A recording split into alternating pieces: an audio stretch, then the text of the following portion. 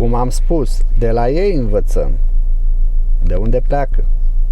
The Bible tells us, our battle is not against flesh and blood, but against principalities, against powers, against the rulers of the darkness of this world, against spiritual wickedness in the heavenly places.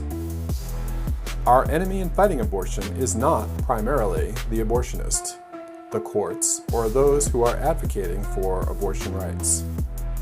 The enemy is the one who is a murderer from the beginning, Satan, and the spiritual forces under his command. Throughout history, certain pagan cultures have sacrificed human infants to their deities as part of a complicated ritual in return for favors asked of them. While few of those involved in abortion today are consciously engaging in child sacrifice, that is precisely what abortion is: the sacrifice of a human life for the convenience or needs of others.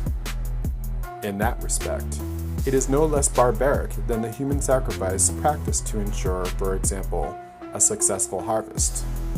But beyond this, there is a spiritual, satanically inspired dimension that gives frightening realism to abortion's identification with literal child sacrifice. The Bible supports this idea, as often we see a particular action viewed by God as something of a more overtly occult nature. Rebellion is called witchcraft. Immorality is likened to idolatry. Hatred is akin to murder. And thus abortion is child sacrifice. To discover the origins of child sacrifice, we can examine a key passage of Scripture. Genesis 19 gives the account of Lot and his daughters, some of the early ancestors of mankind. And Lot went up from Zoar and stayed in the mountains, and his 2 daughters with him. Then the firstborn said to the younger, "Our father is old, and there is not a man on earth to come into us after the manner of the earth." Now it so happens that there were men available just a few miles away geographically, but they meant something different. The earth is, throughout Scripture, a symbol of the fallen, unregenerate realm. James tells us that there is a wisdom from above that is pure and peaceable. But there is also a wisdom from below, which is earthly, natural, and demonic. In the same way that many modern feminists want men purely on their own terms, Lot's daughters wanted a man in this manner of the earth. So they made their father drink wine that night and laid with him. This was a gross act of rebellion against both their father and God. As a result, both daughters had children. The oldest daughter's son was named Moab.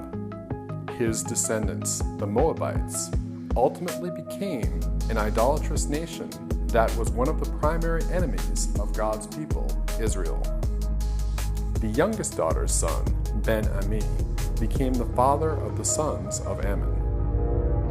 1 Kings 11:7 calls Moloch the detestable idol of the Ammonites. The name Moloch in Hebrew means to ascend the throne, or, in other words, to usurp God's authority. Leviticus 22 tells us that Moloch worship involved the sacrifice of one's offspring. While the Ammonites primarily sacrificed postnatal children, it is no coincidence that it is the Ammonites that God condemns in the book of Amos for a particular form of bloodthirstiness. For 3 transgressions of the sons of Ammon, and for 4 will I not revoke its punishment, because they have ripped open the pregnant woman of Gilead in order to enlarge their borders.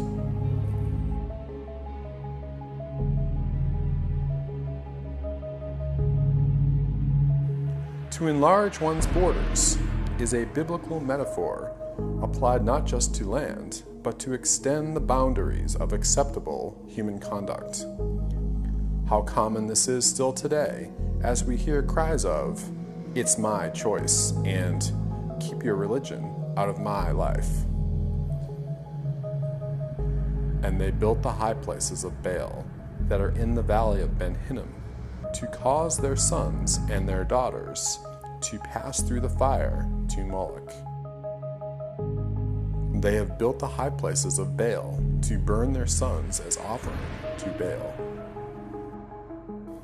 Here the Bible implies what modern archaeologists and anthropologists have recently discovered, that Moloch and Baal represent the same pagan god.